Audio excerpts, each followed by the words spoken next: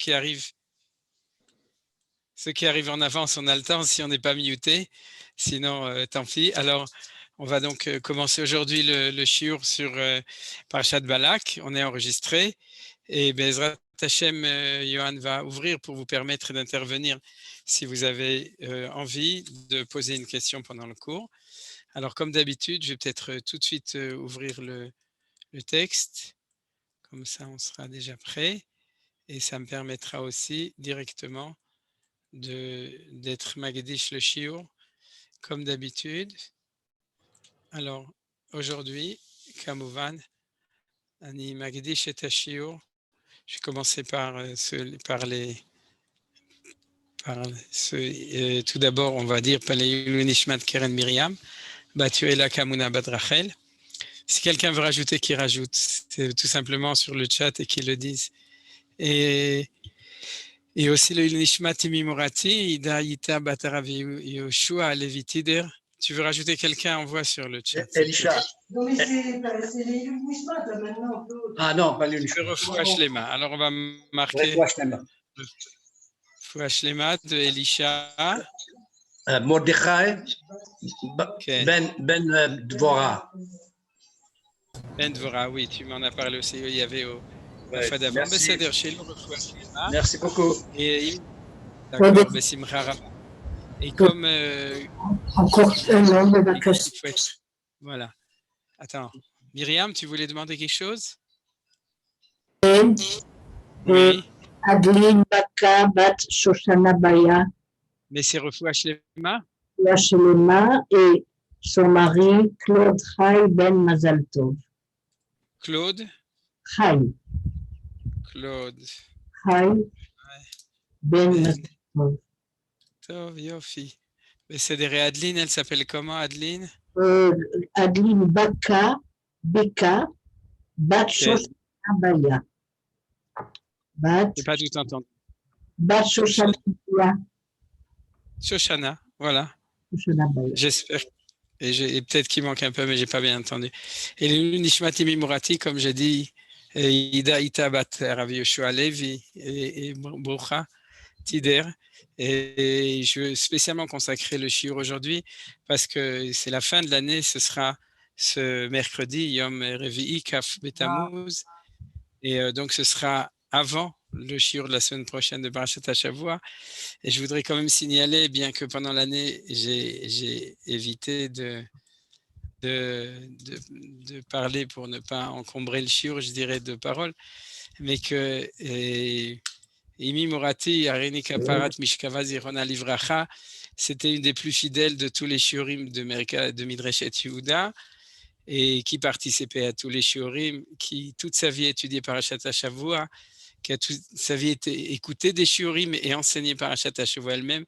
Elle notait tous les shiurim de tout le monde et elle reprenait ses cahiers pour enseigner ce qu'elle avait appris, plus les chidushim qu'elle-même. Et je dois reconnaître que Katuv b'Masechet Kiddushin Adam Mitkabed be'aviv v'Adam Mitkabed be'imo, c'est-à-dire que si déjà on veut se donner du kavod, il faut le donner son kavod par ses parents, par le kavod de ses parents. Et je pense que sincèrement que l'amour de la Torah en général et du Chumash, de la Torah chez Birtav, Torah Moshe Rabbeinu, j'ai eu le mérite de le recevoir de ma mère, de son amour de la Torah et de son amour du Chumash, de Rashi et les livrets Torah qu'elle entendait bien entendu de Manitou et aussi de tous les autres, que ce soit Eliakim Shimshovitz qui pendant des années a continué l'enseignement de Manitou sur la Parashat HaShavua, etc. etc. Donc chez Beofen Miyuchad Leilu Nishmata Hayom. Alors voilà, maintenant on peut commencer à étudier du coup et je vais comme d'habitude prendre dans mon enseignement, je vais reprendre un enseignement très important de Manitou. Il se trouve, donc c'est pas très difficile, il se trouve dans le Kimitzion, que vous connaissez sûrement, donc l'enseignement, les livrets Torah que Manitou donnait, qui a écrit. Et donc voilà. Et si vous voulez, on va étudier, tout d'abord bien entendu, on va étudier la personnalité et la prophétie de Bilham. On va essayer aussi de réfléchir un peu qui était Bilam Aracha lui-même. Et pour commencer, si vous voulez, je vais tout d'abord vous dire l'enseignement en 2 mots de Manitou, puisque ça va être en fait un commentaire du commentaire. C'est-à-dire que je vais prendre l'idée centrale de Manitou et puis on va l'étudier à l'intérieur des textes. Ce que Manitou nous a transmis, c'est 2 choses. Vous le verrez dans ce texte-là, bien entendu, de Kim Mitzion. La première chose, c'est la question de la prophétie chez les nations. C'est-à-dire comment ça se fait qu'il y a des prophètes aussi chez les nations, puisque on peut dire, si on suit par exemple Rabbi Yehuda Levi dans le Kuzari, que le principe de la prophétie, c'est la segoula, c'est-à-dire c'est la spécificité du peuple juif dans le monde d'être prophète.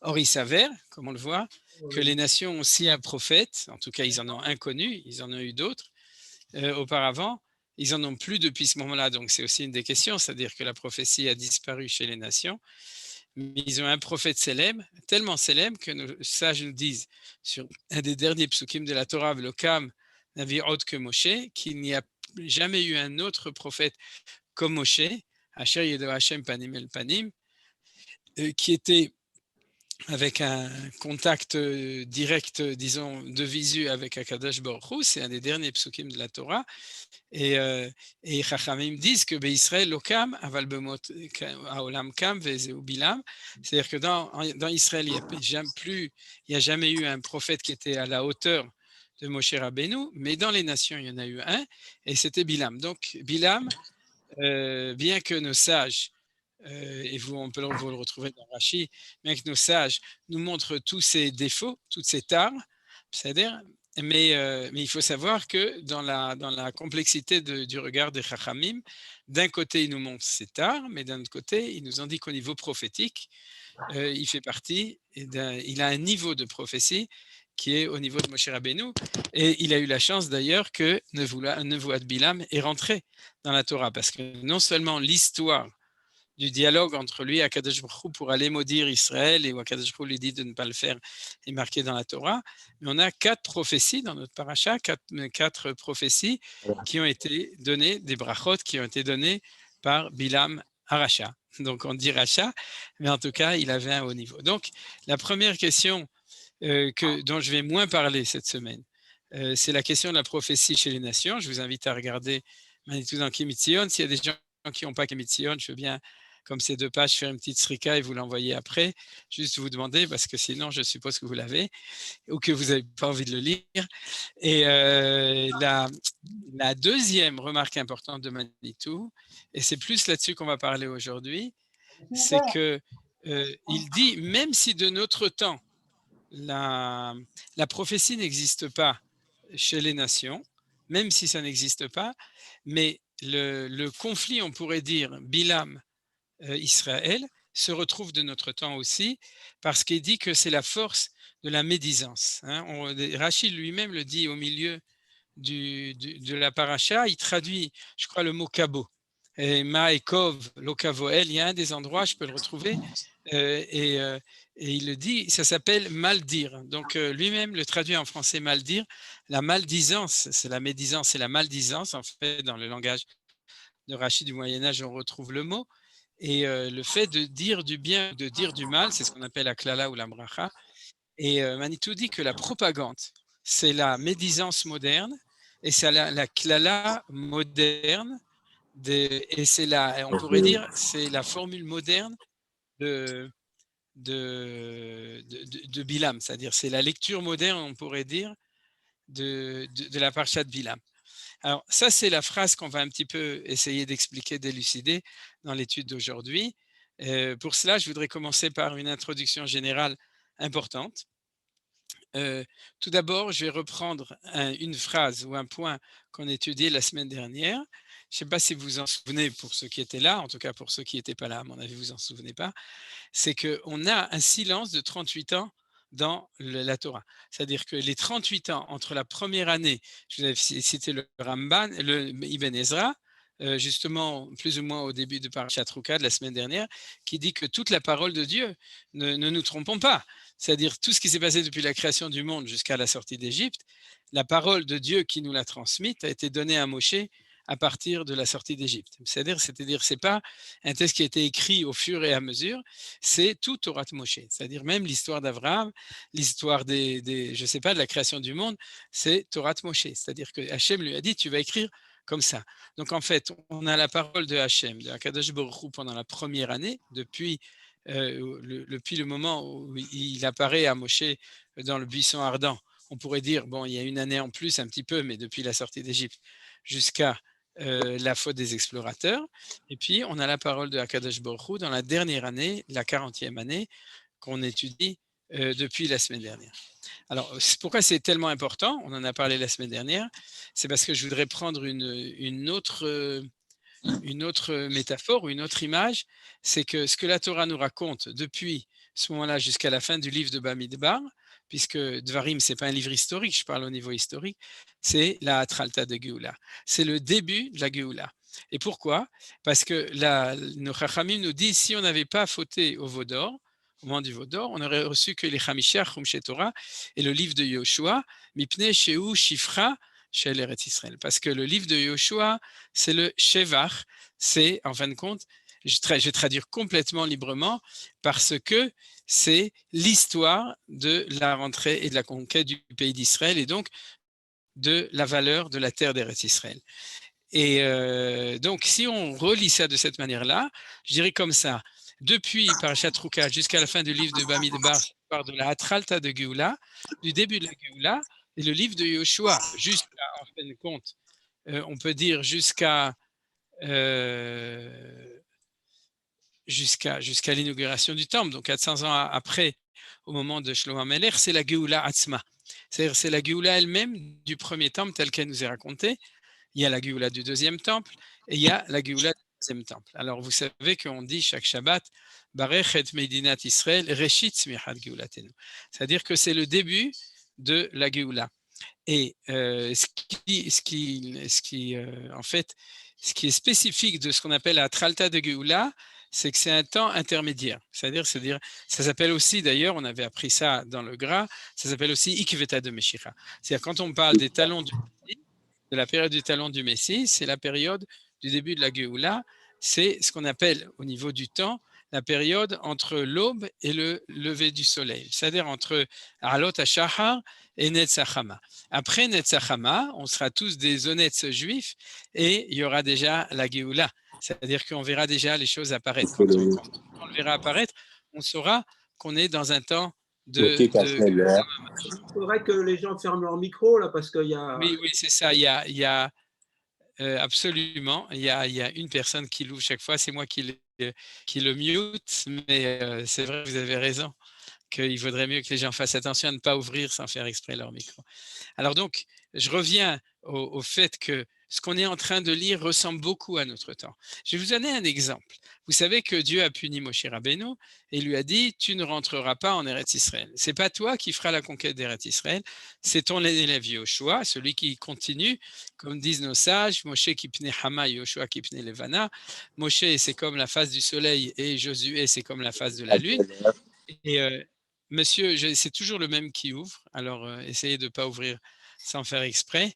Ça commence par iPhone Bahaloul. Mais je ne sais pas qui c'est parce qu'il est fermé. Donc, il est prié de ne pas ouvrir sans faire exprès. Sinon, on va le descendre du Zoom.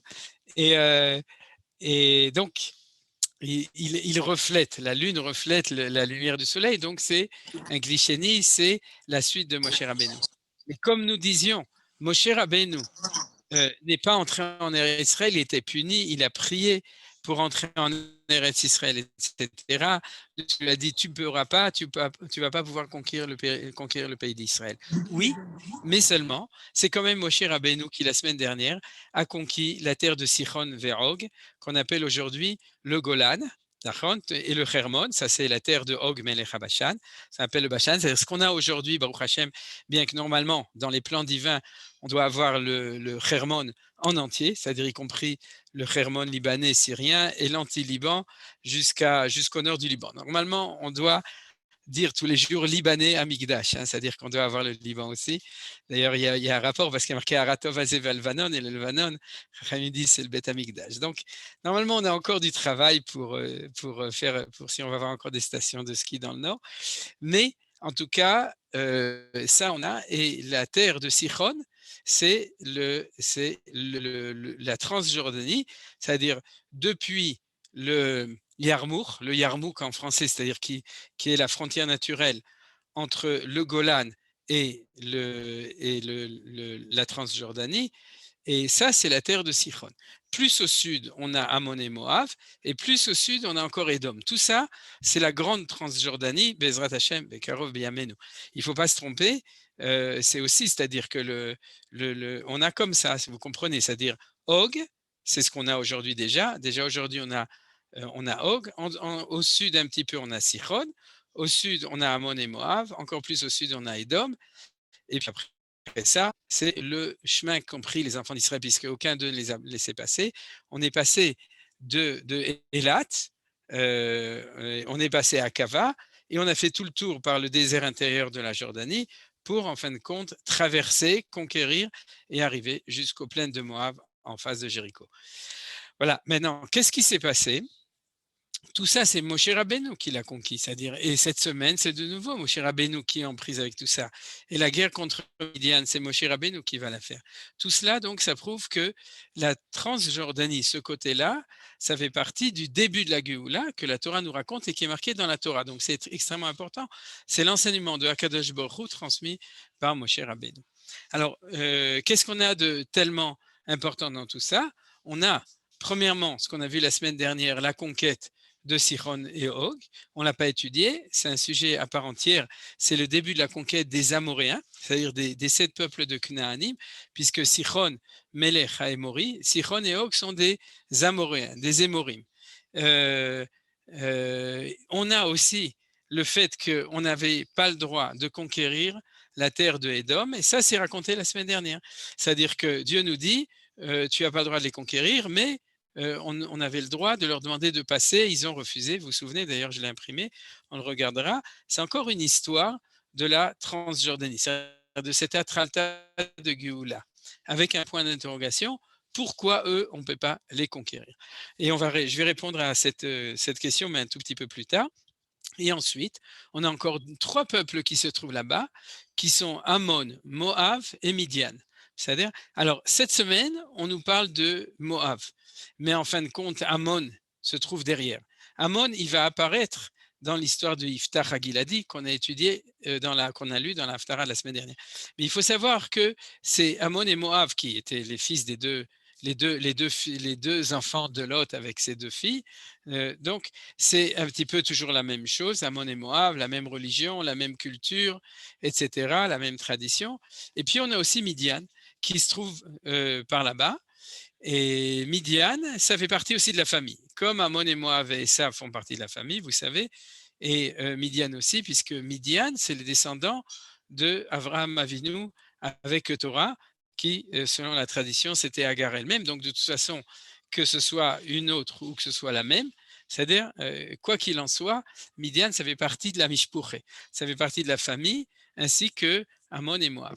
Maintenant, tout cela, il faut bien comprendre, on est en guerre contre eux. C'est-à-dire que pour comprendre le contexte de cette histoire, et de notre histoire maintenant, on est dans une histoire d'une guerre entre Moab et Israël.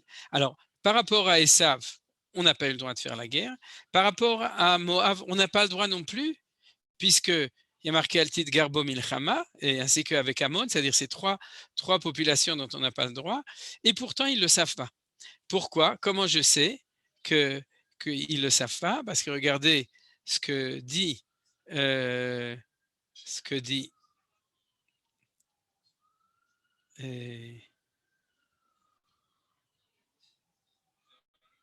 il faut que je retrouve, voilà. On le passe sous cause. Ine ha'ama yotze mi'Mitzrayim v'chasset en haaretz, ata lecha kavalioto, ulai uchal leilachem bo v'gerashti. Vous voyez, il y a marqué ulai uchal leilachem bo. Donc, on parle au niveau de Moab d'une véritable guerre. Donc, on a la guerre de Sichon et de Og, on l'a déjà gagnée. On a la guerre contre Esav, on n'a pas le droit de la faire.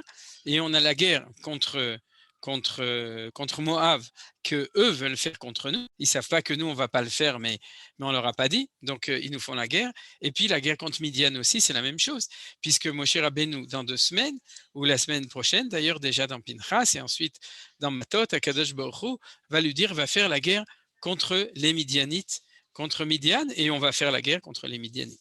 Donc, vous voyez qu'en fin de compte, si on voulait raconter les histoires des guerres de conquête du pays d'Israël, on a les guerres contre les 7 peuplades, plus les Philistins du côté de la Cisjordanie, c'est-à-dire du côté ouest, ce qu'on appelle Eretz Israël.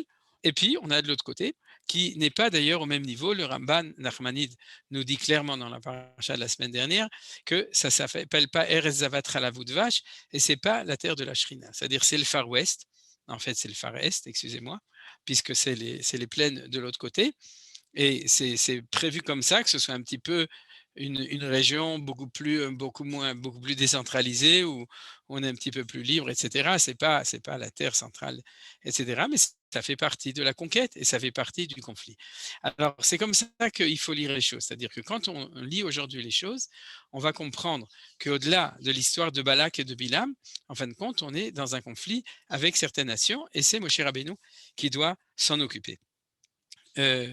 Alors, tout d'abord, pour mieux remettre dans le contexte de cette guerre-là, quelque chose qui est important, c'est que, et puis aussi pour comprendre comment ça se fait que Bilam est tellement important aux yeux de Balak, on va tout de suite, on va prendre un Rashi, premier Rashi, voilà. Dans le pasuk Vav, Ata lechana ralieta amazeki atsumu mimeni, ulai uchal nakebo, ve'agarshenu min haaretz. Donc de toute façon c'est la même chose que la guerre qui a date et asher tevarech mevorach, asher taor yuah. C'est-à-dire que Balak dit à Bilam, je sais que tu es un spécialiste des brachot et des klalot. C'est-à-dire quand tu fais une bracha, une klala, ça marche. C'est-à-dire qu'en fin de compte, tu es un prophète pas tenté, c'est-à-dire, la vérité c'est qu'il était tenté par plein de choses, Bilam, mais en tout cas, il est diplômé et il a fait ses preuves. Comment on le sait? Regardez ce que dit Rashi, car je sais que tu as aidé à vaincre Moab par la guerre de Sichon. Midrash Tanhuma, il s'avère que de nouveau, on suit toujours Tanhuma quand Rashi le cite. Alors, qu'est-ce qui s'est passé? C'est comme ça. Ce que ça nous raconte, on ne va pas rouvrir les psukim parce que c'est fastidieux de la semaine dernière, c'est qu'en fin de compte,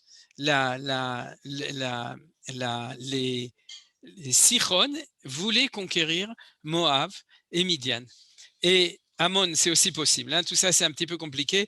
Les commentateurs en parlent très longuement parce qu'on a des sources, en plus, par exemple, dans les parachas de la semaine prochaine, ensuite dans la paracha de Varim, mais aussi dans le livre de Yoshua, on a encore des sources qui nous indiquent ces choses-là, que, en fin de compte, Sichon voulait conquérir Moab et voulait conquérir aussi Midian et peut-être aussi Ammon. Et comment est-ce qu'il a fait? Il est allé chez qui c'était? Sichon, le roi de Hémori. Il est allé chez Bilam. Il l'a payé et il lui a dit maudis-moi Balak, maudis-moi Moab, excusez-moi, et pour que je puisse les conquérir. Et il a réussi. Alors si vous reprenez, vous verrez, c'est toute une éloge, un chant qui est raconté, qui est aussi, c'est dans le chapitre 21, à partir du verset 26, Alken yomra moshlim bo cheshbon, tibane vetikone ir sichon, etc. C'est-à-dire, c'est pour ça que les moshlim c'était Bilam. Il disait, venez à Cheshbon, la ville de Sichon sera construite. Or, Cheshbon n'était pas la ville de Sichon, regardez dans Rashi. Cheshbon était la capitale de Moab. C'est-à-dire que Sichon, le roi des Hémoris, a conquis non seulement la plupart de Moab, mais même la capitale de Moab. C'est-à-dire toute la partie nord de la terre de Moab a été conquis par Sichon grâce aux malédictions. Donc, qu'est-ce qui se passe maintenant? Sichon a été conquis, ainsi que Og a été conquis par Moshe Rabbeinu et par les Hébreux la semaine dernière, c'est-à-dire on est complètement dans les événements, et ils se disent qu'est-ce qu'on va pouvoir faire pour vaincre les Hébreux? Qu'est-ce qu'on va pouvoir faire les Moavites? Tout d'abord pour se défendre, parce qu'ils ont très peur, et ensuite, comme vous voyez, va Garshenu Minaret, c'est-à-dire ça va beaucoup plus loin, pour faire ce que les Égyptiens n'ont pas réussi à faire, c'est-à-dire de renvoyer les Hébreux dans le désert ou bien dans la mer, comme disait Gamal Abdel Nasser, ou bien au Guéhénom, c'est-à-dire qu'en tout cas de se débarrasser Hazve Shalom du peuple juif. C'est exactement de ça. Donc ils disent, j'ai une bonne idée, puisque ça a marché avec Sichon qui a réussi à nous vaincre nous, donc ça va marcher aussi avec nous par Bilam contre Israël. Alors vous comprenez donc qu'il y a une stratégie de guerre, une stratégie offensive de réussir à vaincre le peuple juif en utilisant ces armes-là.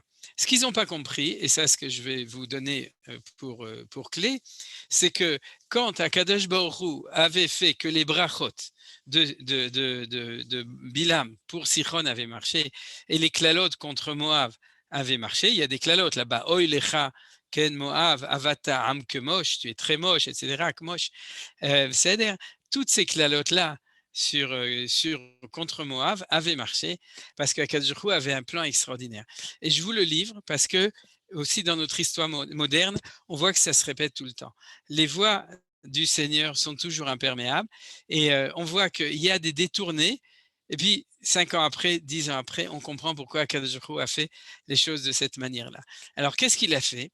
Il a dit comme ça, je veux pas, je vais vous expliquer pourquoi tout à l'heure, je veux pas que le peuple juif se battre et conquérir Moab ou Ammon, mais le territoire de Moab et de Ammon, je veux bien qu'ils le prennent. Je dis Ammon parce que c'est aussi l'histoire de Iftar Hagiladi, comme vous vous souvenez, et je vous ai rajouté aussi Midian qui se trouve par derrière.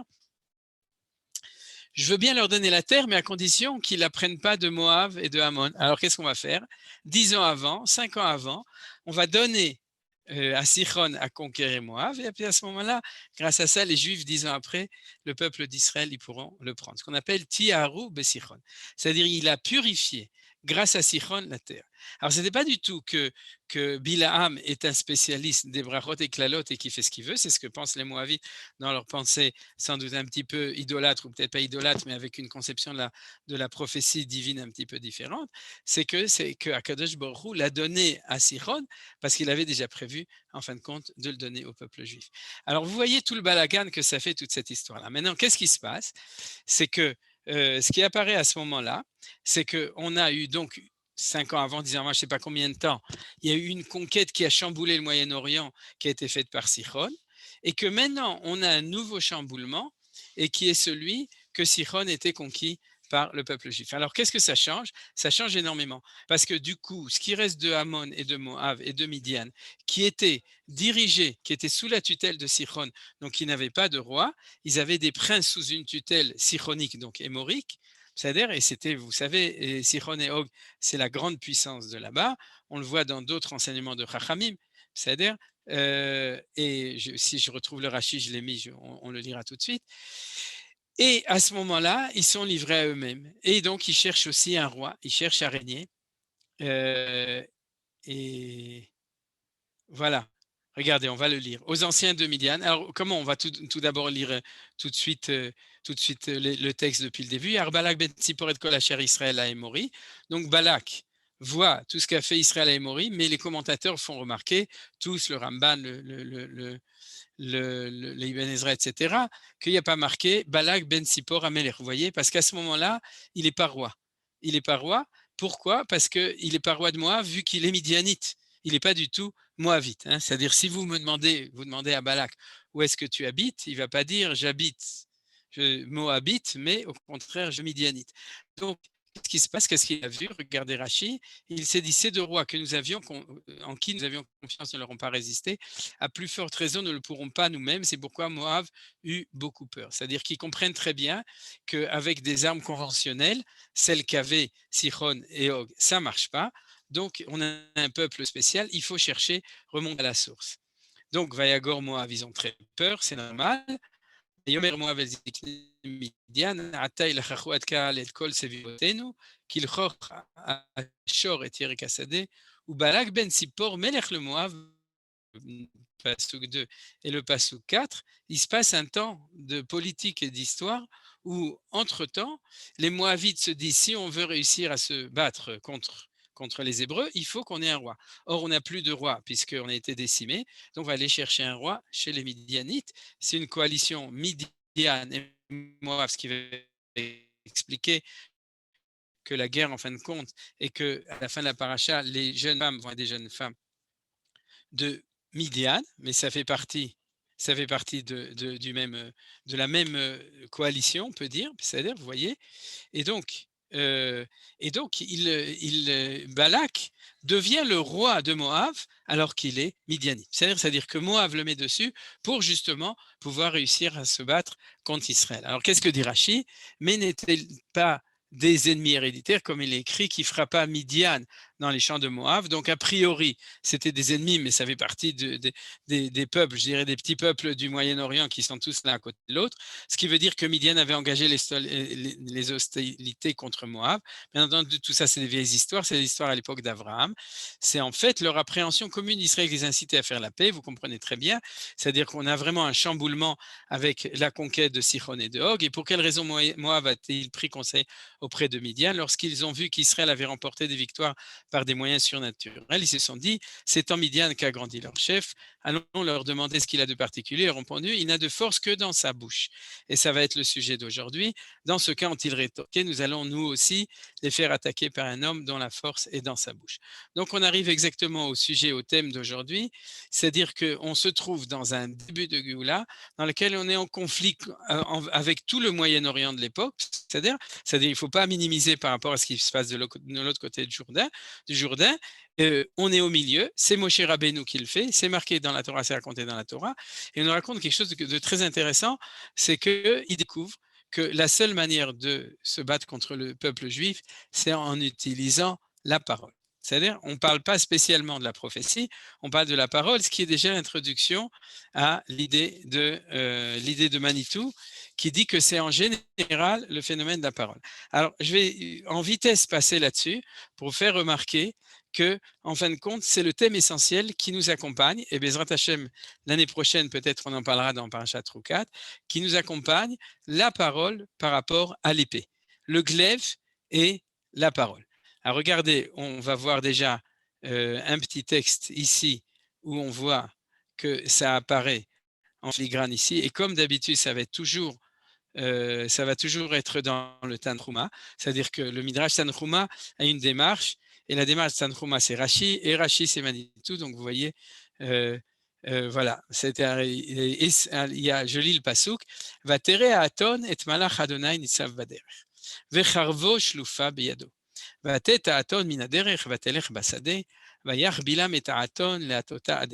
ici, on a un problème, c'est que Bilam est extrêmement étonné parce qu'il voit que son ânesse, c'est-à-dire, n'avance plus. Et il essaye d'appuyer sur l'accélérateur en la frappant. C'est-à-dire, il frappe son ânesse et puis son ânesse ne veut pas avancer parce qu'il voit un ange avec une épée.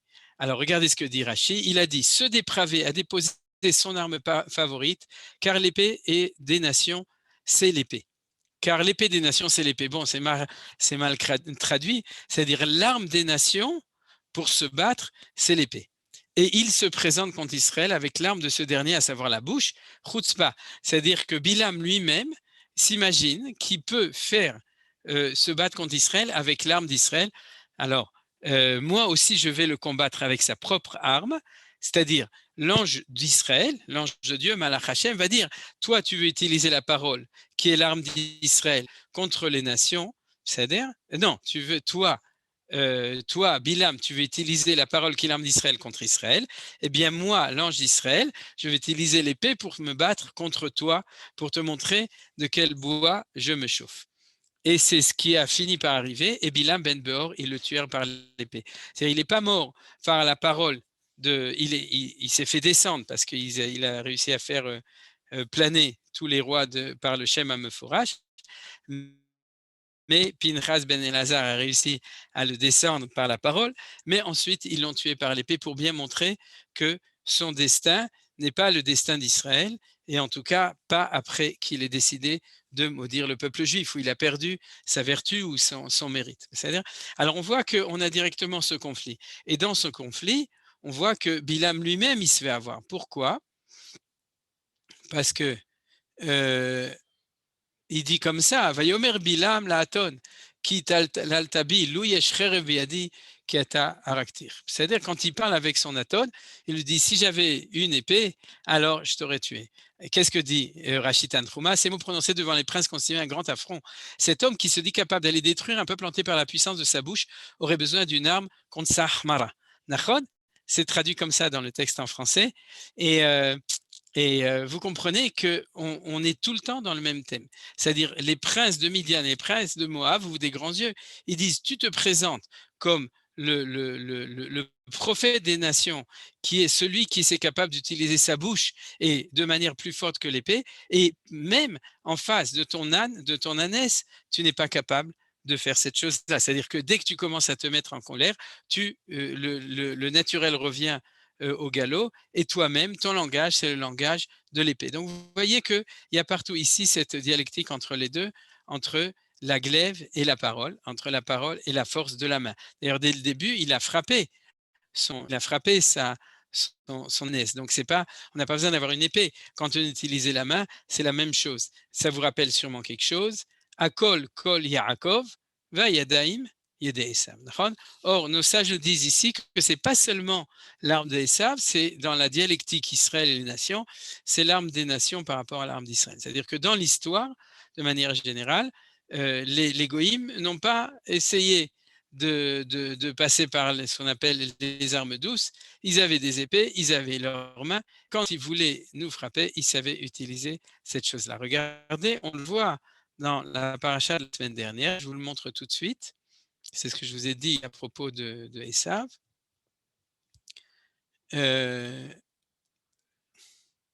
Voilà.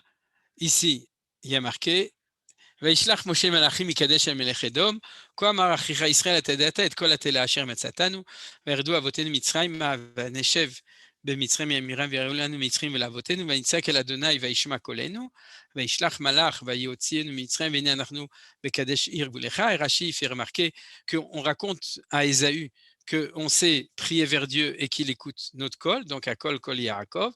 Nabrana bartzecha le navar besacherem lishne berber dechamelech nelech le niteyam minusma asher narvulecha vayomer elav Edom lo ta'avorbi ben bacherev etzel ikratecha. Donc Edom lui a mis un feu rouge, vous voyez, pour lui dire tu peux pas passer. Adom lo ta'avorbi, c'est-à-dire c'est un des grands enseignements de la Torah qu'on passe pas au rouge, et il lui a dit ben bacherev etzel ikratecha. Et qu'est-ce que dit Rashi? De nouveau Tanchuma. Vous vous targuez de la voix dont vous avez hérité de vos ancêtres et dites, nous avons crié vers Hachem, il a entendu notre voix. Je vais moi sortir contre vous avec ce dont j'ai hérité du mien, et sur ton épée tu vivras. Donc vous voyez que pour reprendre, je reviens en arrière, pour reprendre la dialectique, on pourrait dire, de cette Atralta de Géoula, de cette rencontre au temps de Moshe, qui est le prophète, qui parle la parole de Dieu, c'est-à-dire qui ouvre dans le monde la parole de Dieu qui est révélée, c'est-à-dire Moshe Daber, Ve'elokim yanenu bekol, même dans les 10 commandements.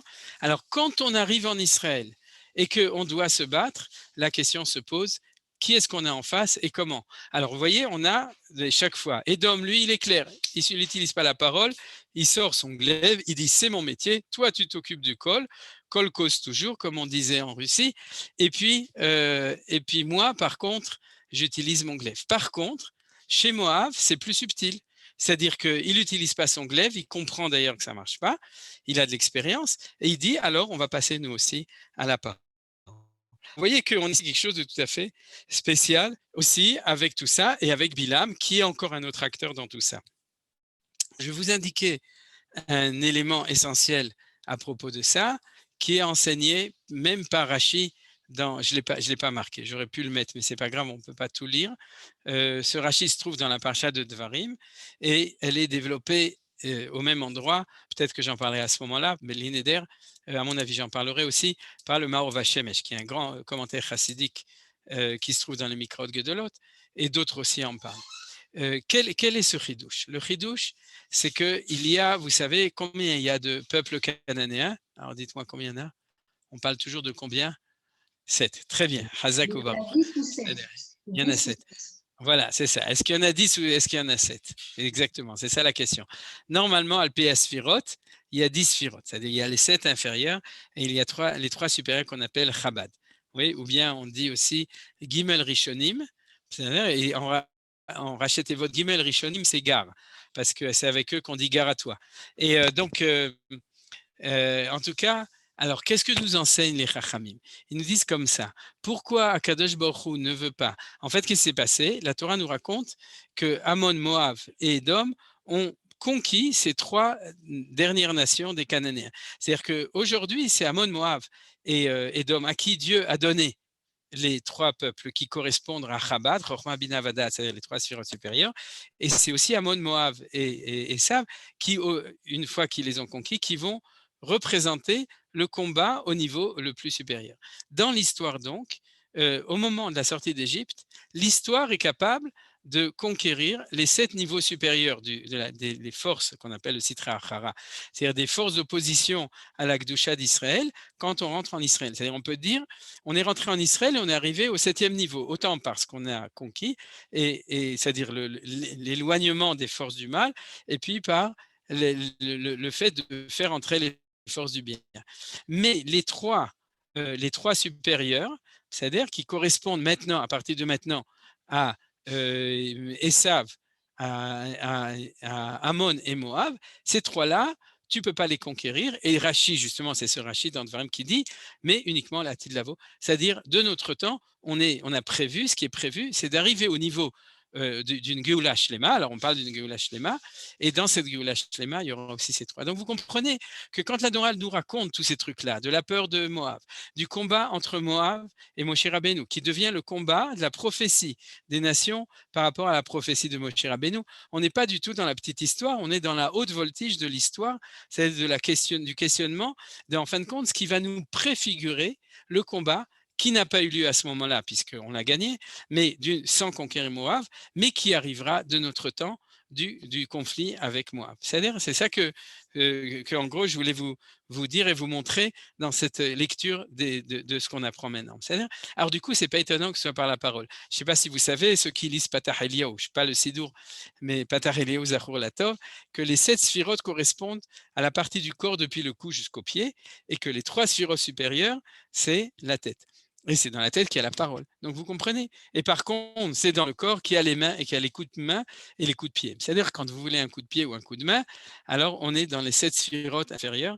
Et c'est pour ça que dans ce conflit à Kol Yaakov, Vayadaim Yedei Esav, ça veut dire qu'on a suprématie sur lui et sur les nations en général, comme on l'a vu dans ce Rashi qui parlait que toutes les nations, leur force est la force de l'épée, parce que même s'ils savent parler, même s'il y a de la philosophie, de la science, des livres qui ont été écrits, etc., la parole créatrice, la parole prophétique, la parole divine, elle se trouve dans le peuple juif. C'est-à-dire qu'on est ce qu'on appelle vraiment le Hayya Medaber, c'est-à-dire l'être vivant qui parle et qui transmet la parole, donc qui sommes à ce niveau-là, et c'est pour ça que le peuple juif ne peut pas disparaître malgré les mains de tous les Ésaü de Yadaim Yedei Esav et Al-Kharber les glaives et les épées de toutes les nations dans l'histoire qui ne se sont pas gênés pour l'utiliser contre eux-mêmes et contre nous, c'est-à-dire entre eux et contre nous, mais malgré tout, puisqu'on est à ce niveau, il y a quelque chose de supérieur.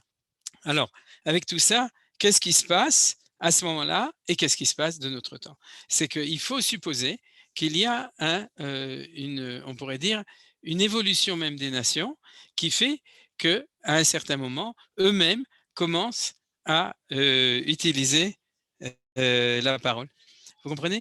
C'est-à-dire que si les nations eux-mêmes découvrent, même Ésaü, c'est-à-dire même Ésaü, il découvre que quand on doit parler avec un homme, on ne lui parle pas avec une arme ou avec une main ou avec une baguette, c'est-à-dire, mais bon, les Français ils parlent avec la baguette, mais on doit parler avec la bouche. Il y a un enseignement extrêmement important de Rashi qui dit comme ça, car quand Dieu dit « prends », alors quand il dit « prends un objet », alors on dit « tu le prends avec la main ». Et quand on doit prendre quelqu'un, « kach et Aaron achicha », kach et ben Israël, kach et ben Alevim, et Alevim, ça apparaît souvent, Rashi systématiquement dans la Torah nous dit « kachem bedvarim », prends-les avec la parole. Parce que prendre un homme, on ne le prend pas avec les mains, on le prend avec la parole. Si on le prend avec les mains, c'est qu'on est en échec dans le fond. C'est-à-dire qu'on a utilisé la force, la violence, mais on n'a pas réussi à prendre l'être lui-même uniquement quand on est dans la parole. Alors, pourquoi je dis ça? Parce que quand Manitou nous dit que la médisance de Moab, c'est pas uniquement cette dimension prophétique qui est extrêmement importante, la prophétie des nations. C'est quelque chose qui est très, très important, mais qui n'existe plus aujourd'hui parce que ni eux, ni nous, en ce moment, ne sommes encore prophètes. Et donc, ça se traduit dans la parole. Torah Tadibour. C'est-à-dire que, et dans la parole, il y a la parole bienfaisance, bien dit. Malfaisance, c'est la mal dire, donc c'est la bracha et la klala en hébreu. La klala, c'est maudire, c'est-à-dire c'est au contraire dans l'autre sens. Alors je crois que ici on a, j'ai bien développé, si vous voulez, le point essentiel. Je voudrais faire une deuxième remarque qui, à mon avis, est essentielle pour comprendre le temps où on vit. J'espère que j'ai mis le passouk. Je ne suis pas sûr. Oui, voilà. C'est dans la fin de la paracha, quand Bilam comprend qu'il est fichu, et à ce moment-là, il dit comme ça. Il dit Ve'ata ineni olech le'ami, lecha yasra asher yaseh amazeh le'amcha be'acharit hayamim. Donc, je suis fichu, ineni olech le'ami, j'ai compris que c'est raté pour moi. Viens, je vais donner un conseil de ce qui va se passer à ton peuple à la fin des temps. Or, le problème, c'est que le conseil, il l'a donné non pas pour la fin des temps, mais il lui a donné le conseil des filles de Midian, qui était 5 minutes après. Et il a tout de suite après, il y a une prophétie que vous connaissez, dans laquelle il annonce ce qui se passera à la fin des temps. Donc, les Chachamim, Rashi explique comme ça. Le texte s'exprime ici de manière elliptique. Je vais te conseiller sur la manière de les faire trébucher, virgule, ça c'est Iatzra, virgule, et aussi te révéler sur ce qu'ils feront un jour à Moab, Asher Yaaseh Amazel Amcha Be'acharit Hayamim, mais pas seulement à Moab, mais à toutes les nations, c'est-à-dire que dans la dernière prophétie de Bilam, on a une prophétie eschatologique de tout ce qui se passera à la fin avec toutes les nations qui seront en conflit avec nous, c'est-à-dire au moment de la fin des temps. Et donc, cette virgule-là est essentielle, puisque cette virgule, elle divise le texte de la parole de Bilam en deux. D'un côté, un conseil contractuel immédiat, et qui est celui de faire tomber le peuple juif avec les filles de Midian, avec la débauche sexuelle. Et la deuxième chose, de t'annoncer ce qui apparaît à la fin du temps. Mais moi, je voudrais vous proposer une autre manière. Vous vous souvenez de Make Love Not War, quand on était au moment de la révolution des étudiants, etc. C'est-à-dire, le processus d'histoire moderne, c'est de passer au niveau idéologique, je ne parle pas au niveau réel tout le temps, mais on est complètement dedans avec le postmodernisme, avec le post-sionisme et avec nos problèmes avec tous les gens qui sont plus de la gauche en Israël, et puis de manière générale, c'est surtout la mentalité européenne. C'est que c'est quoi? C'est d'arrêter de faire la guerre, le pacifisme, la démocratie, la liberté, l'égalité, le droit à l'expression, c'est-à-dire, et ça va en... Ça va? Va avec l'assimilation. Parce que l'histoire de Midian, ouais. Vous voulez dire qu'on ne m'a pas entendu pendant 2 minutes. Alors je reprends. C'est que vous comprenez très bien que quand on est dans le pacifisme, dans la tolérance, alors le côté, le sitra achara, la débauche de cette côté-là, c'est en fait trop de chesed.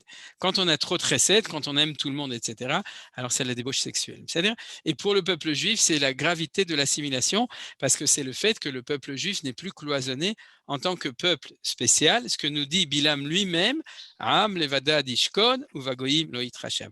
C'est un peuple qui est différent des autres. Et quand on perd ça, et qu'on passe dans la parole, dans le dialogue, dans la compréhension, dans tout ça, alors il y a des très beaux côtés, et puis il y a la médisance, il y a la malédiction, et c'est ça. Alors, il faut lire du coup le passouk de manière extraordinaire. Bilam nous annonce qu'à la fin des temps, le problème ne sera pas le ghetto et les camps de concentration, le problème, ce sera l'assimilation. C'est-à-dire, ce ne sera pas le fait de cloisonner le peuple juif à Avle-Madad, mais c'est au contraire la culture de tout ça, et c'est l'histoire de Midian, et c'est le fait qu'on passe de la coercition du glaive et de la main pour frapper à la parole, au fait de de faire. Alors, quand la parole est utilisée à bon escient, c'est très bien. Et quand on est en conflit, vous le savez, c'est ça le problème. Le problème aujourd'hui dans la démocratie, c'est que les tycoons, les rois, les méchants veulent de toute façon arriver à leur fin comme ils voulaient le faire il y a 100 ans, 200 ans, 1000 ans. De ce point de vue-là, Olam Keminago Noek, c'est-à-dire que les gens qui veulent atteindre le pouvoir ou qui veulent être malfaisants, ils vont continuer à vouloir le faire. Seulement, comme ça ne se fait pas de le faire avec des armes, alors on utilise des publicistes, on utilise des psychologues, comme pour le Guirouche du Gush Katif, on utilise la propagande, comme l'Avdil, Alfé Avdalot, comme ce qu'a fait Hitler et Goebbels, etc., pour pouvoir réussir à gagner la guerre avec la parole. Et c'est pour ça que, de ce point de vue-là, l'enseignement de notre paracha, dans cet enseignement, il est complètement prophétique pour notre temps, vous comprenez? C'est-à-dire il faut lire ce conflit avec l'utilisation de Bilham comme le prophète des nations, donc le porte-parole de la propagande internationale, c'est-à-dire il faut le lire comme ce qui se passe aujourd'hui. La diffamation, le narratif pro-palestinien depuis des dizaines d'années qui est pour dénigrer le peuple juif, etc., ça fait partie de tout cet investissement qui est fait pour gagner une guerre, mais la gagner avec la parole. Je voudrais, pour terminer, je n'ai pas eu le temps de tout dire, c'est pas grave. C'est-à-dire, ce que je voulais, mais on le fera une autre fois, c'est rentrer dans les détails dans la paracha des techniques. Vous savez qu'il y a des techniques et il y a plein de choses. Alors, si vous voulez, on va uniquement pour terminer en voir une et on va terminer comme ça. La première technique qui est utilisée, c'est la non-reconnaissance. Je ne sais pas si vous êtes au courant, mais le Vatican est incapable de prononcer le nom d'Israël, ni de l'État d'Israël, ni du peuple d'Israël. Il y a plein d'exemples de ça, comme le dernier pape, ou l'avant-dernier, je ne sais pas, ou bien la sous-pape, qui est venu en Israël et qui a réussi ce tour de force d'aller à Yad Vashem, d'aller partout, et de ne pas prononcer une seule fois le nom d'Israël. C'est-à-dire, alors ça fait partie des paroles, on pourrait dire, du style de parole. Vous savez, c'est-à-dire, c'est pas les territoires libérés, c'est la Cisjordanie, c'est pas Yehuda Veshomron, c'est Agada ou bien Ashtahim, etc. Le langage peut Chaim vemavet beyad halashon, on le sait, la vie et la mort est dans le langage. Et dans la propagande ou dans la malédiction, c'est pas seulement utiliser Akadosh Hu, c'est aussi comment utiliser le langage. Alors regardez, j'ai souligné ça et c'est par ça qu'on finit, c'est que dans tous les dialogues entre Moab, entre Bilam, bien entendu, et aussi Midian, etc., pas une seule fois Israël s'appelle Israël. C'est toujours Aham ou Am. Le peuple qui est sorti d'Égypte, etc. Donc, non-reconnaissance du droit à l'existence d'Israël en tant qu'Israël. Oui, les Youpas, les Juifs, etc., tout ce que vous voulez. J'ai remarqué quand j'étais en France que quand je disais que je venais d'Israël, j'étais plusieurs années, et vous pouvez faire l'expérience, que vous dites à un non-juif que vous venez d'Israël, il me demande toujours, alors comment c'est chez vous là-bas? Il n'arrive pas à dire comment c'est en Israël. Faites l'expérience, vous verrez, ça ne lui sort pas de la bouche. Il n'y arrive pas. Donc c'est exactement ce qui se passe ici. Il est à Ham, première fois. On continue. Iné Ham, Yatsam Mitre. C'est même plus à Ham, c'est Ham, un peuple qui sort d'Égypte. Événement anodin ou pas anodin, bien entendu, mais il n'y a pas de nom. Vatal et Hanarali et Amazeva maudire ce peuple. Il n'y a pas marqué le peuple juif, le peuple d'Israël, marqué ce peuple. On continue. Iné Ham Ayotsemi Mitzraim, c'est-à-dire, de nouveau, encore une fois, je crois que j'ai souligné tous les endroits où c'est marqué, mais il n'y a pas un seul endroit où il y a marqué leur nom, que ça sort de la bouche de Bilam quand Bilam parle à Dieu, ou bien que ça sort de la bouche de Balak quand Balak parle à Bilam, ou bien quand Bilam parle à Balak. De toute façon, c'est toujours à Ham ou Ham. Et quand est-ce que ça commence à apparaître? C'est extraordinaire. Balak et Bilam, vous voyez de nouveau, Ham. Et seulement, à partir du moment où Bilam, Akadosh Baruch Hu transforme la malédiction en bénédiction, va fort et takla la livracha. À regarder comment ça se passe. Shav ela venetza volato u vechol sare Moav. Vaïssa meshalo vayomar min aram yanchani Balak melech Moav marekedem lecha arali Yaakov ou lecha zoama Israël. Tout d'un coup, c'est-à-dire même dans sa demande, puisque ça va tout de suite se transformer en bénédiction, non seulement Israël apparaît, mais il apparaît avec ses deux noms, Yaakov et Israël. Alors, après ça, ça devient dans la bracha. Ma'ekov lo kaboel, ouais, Bilam c'est un cabotin, ou ma'ezom lo zaham Adonai, kim merosh surim erenu, gvaot ashurenu, enam levada dishkon vagoim le itracha. Donc, il a une identité. Et son identité, c'est son identité singulière d'être lui, celui qui est le porteur de la prophétie avec une histoire spécifique, et donc il a un nom. Mimana Afar Yaakov ou Mispar et Trova Israël. De nouveau, on est avec deux fois, chaque fois, Yaakov et Israël. D'ailleurs, Rashi le fait remarquer. Il lui a demandé de le dire par ces deux noms au cas où l'un des deux ne serait pas assez significatif, c'est-à-dire dans la Klala, il savait qu'il fallait donner les deux noms. Et ça vient dans la bracha.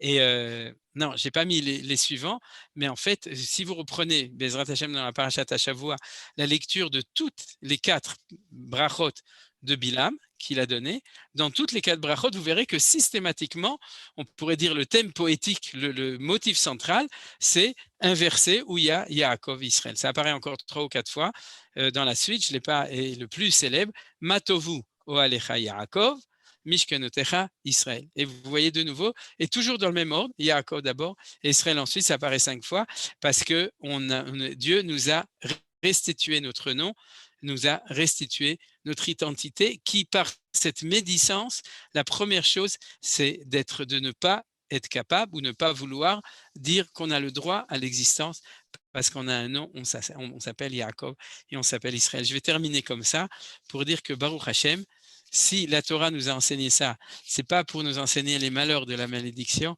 c'est que pour enseigner Utsu Etzav et Tufar, Dabru Davar Velo Yakum Ki Imanu El. C'est-à-dire vous pouvez parler, vous pouvez investir des millions à Keren HaChadasha pour faire de la médisance contre le peuple juif, Basof, Akadosh Baruch Hu, Vaefor et Aklala Livracha. Et c'est pour ça qu'on lit ce texte extraordinaire de Parashat Balak. Toda Rabba pour l'attention. J'espère que vous êtes restés. Attention. Alors, si vous avez des questions, Baruch Tiye Yohan, si vous avez des questions, vous êtes invités. Et ces derniers temps, vous ne posez plus tellement. Oui, Bétar. Je pourrais poser une... Vous m'entendez? On vous entend, mais on ne sait pas qui c'est. Ah, c'est Annette. Annette. Je voulais simplement vous demander pour me situer Midian.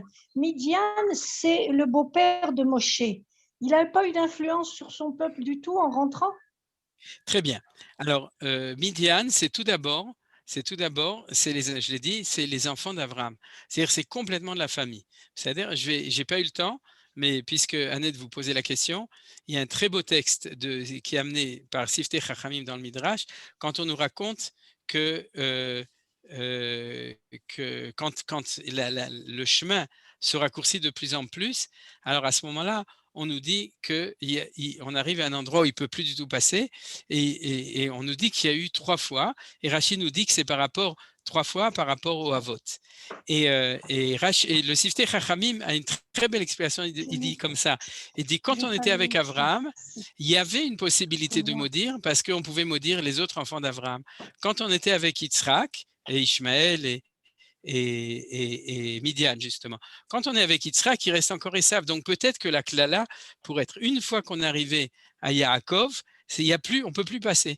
C'est-à-dire le chemin est complètement, donc le chemin de la Klala est complètement bouché. Vous comprenez? Parce que sur Israël, il n'y a plus de possibilité de Klala. Donc ça correspond à ça plutôt. C'est que Midian, ça fait partie de tout ce développement historique pour nous, de cette identité d'Israël qui se précise. Et c'est vrai qu'il y a aussi Yitro, et je voudrais rajouter quelque chose d'important. Quand Pharaon, Imarchemo, a décidé d'exterminer les Juifs, il avait 3 conseillers. Et donc, il a demandé des conseils de la parole. Celui qui a dit de jeter tous les enfants dans le Nil, c'était Bilam. Donc, Bilam, c'est l'antisémite, propagandiste, prophète de l'antisémitisme par excellence. Oui. Et celui qui a qui a décidé de rejoindre le peuple juif et donc c'est dans sa paracha qu'il va y avoir la parole de Dieu de la révélation, c'est Yitro. Donc vous comprenez, on n'a jamais trop de gens comme Yitro. Hein. J'ai trop, j'ai pas trop. Alors, donc on continue. Ouais, je voudrais poser une question. Alors, par rapport à la belle explication de la parole et que maintenant, justement, on essaie de dénigrer la délégitimisation. Comment ça se fait que nous, le peuple de la parole, on soit aussi nuls? dans la propagande. Evelyne a écrit La guerre des médias. Oui, Comment ça se fait on la perd tout le temps, nous, on est nuls. Eh ben, je vais te dire, à mon avis, c'est évident. C'est parce que le Misrad Achutz refuse d'utiliser le langage prophétique.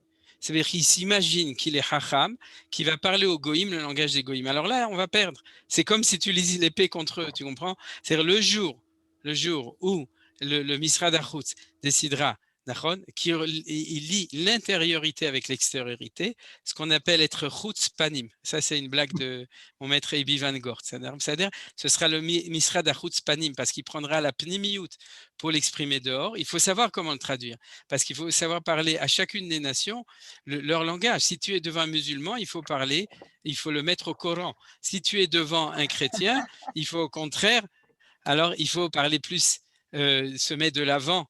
Il faut mettre Gilles de l'avant, c'est l'évangile.